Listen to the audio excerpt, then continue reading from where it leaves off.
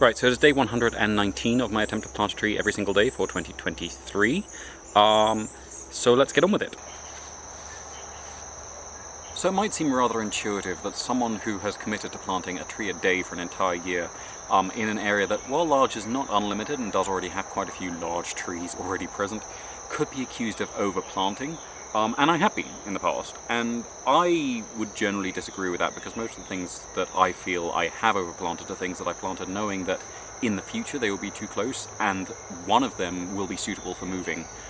So like with the dracaenas as companion plants, when those are full size, a lot of them will not be compatible with the tree they're next to, but they will be movable. And here we're going with something that people would call overplanting, and I would disagree for a different reason. So we're going into an area underneath three very large Delonix regia, and this is the flamboyant, and it's a lovely, lovely tree, but I wouldn't personally plant it in large unbroken groups, because not only does it have a tendency to sort of shift the soil acidity in its favour and in everything else's detriment, they do have a very open form canopy, and that in itself is not a problem. The Brachystegia has a very open form canopy, and I think that's a really wonderful one for planting under, because even when it's in full leaf, it lets quite a lot of light through. Even in fairly sort of dense stands, you'll get quite a nice dappled shade from those. But with our lovely Delonix regia, as much as in groups they are really stunning when they're in flower, they're also incredibly deciduous, and they don't have an open dappled light getting through them when they are in full canopy. They tend to create a very dark space underneath them at that point, and then drop all their leaves, and then that very open branching structure means you have very, very bright light underneath. And I have been able to put a lot more diversity in the sort of ground level in here, but I do have a problem in that some of these things really suffer and really burn when those leaves all drop. And I would like to introduce a little bit of diversity to that canopy.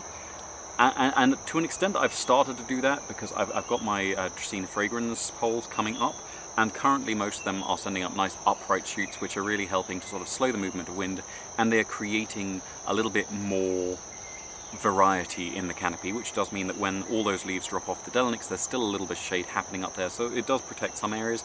And the shell ginger as well I've used as a shade for things like the jackfruits, which are very, very sensitive, which should form a great sub-canopy here, but currently once they get above the level of the shell ginger, there's really nothing to protect them when all those leaves drop, and they will suffer sunburn in that situation most probably.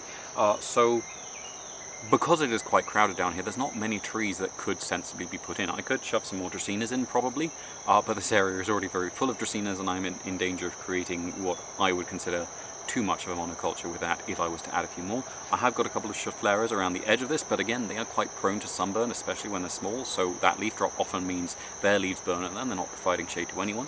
So I thought I would go with something which should quite quickly reach that canopy and add a little bit of shade in an area which will then sort of dapple it. I'm also using them as a slight architectural feature because I'm putting two in and they'll form a little bit of a gateway between two of the paths that sort of intersect. And so what we are going with is one of the Australian palms, Carpentaria cuminata, which I would often refer to as the slender palm. It's a sort of reference to the slender man because when these are full grown, they do look oddly out of proportion and very elongate and very slender. They have quite a small canopy, so they won't create an instant change overnight to the light once they reach that canopy level, but they will be a permanent little block of shade on top of these when they thrive. Because this is an area that is irrigated somewhat year-round, I'm not having to dig all the way down to the hard pan. You can see, if the light is good enough on the camera, I haven't actually checked yet, you can see that the soil is actually much, much darker here. It's a really lovely, rich dark brown, which is actually the colour I want it to be everywhere here.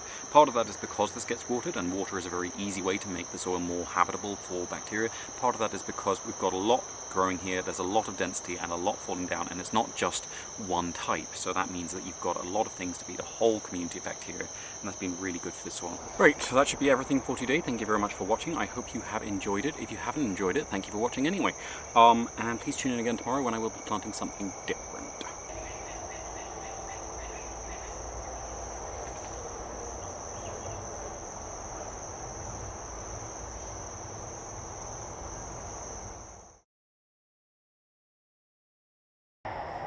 Now, I'm not sure how best to display how truly minute this butterfly is, but I think this is probably quite a good comparison. So as far as I know, although I'll put it up on the screen if it's wrong, this should be Zizzeria gneisner, which is one of the tiny little blue butterflies, and the blues are quite fascinating in and of themselves because quite a lot of them are ant-associated, and that varies quite a lot in how they associate, so it varies from ones which are just sort of protected by ants as caterpillars, to ones who, when they're ready to pupate, the ants then take the mature caterpillar down into their nest, and it pupates there in the safety of the ant's nest. And there are some who produce a chemical which causes the ants to take them down a lot earlier, and they spend a lot of their larval life feeding on eggs and larvae.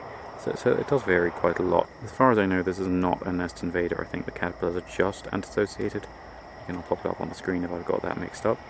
But beautiful little thing, and just, yeah, phenomenally tiny. That is my thumbnail, and it is bigger than the butterfly.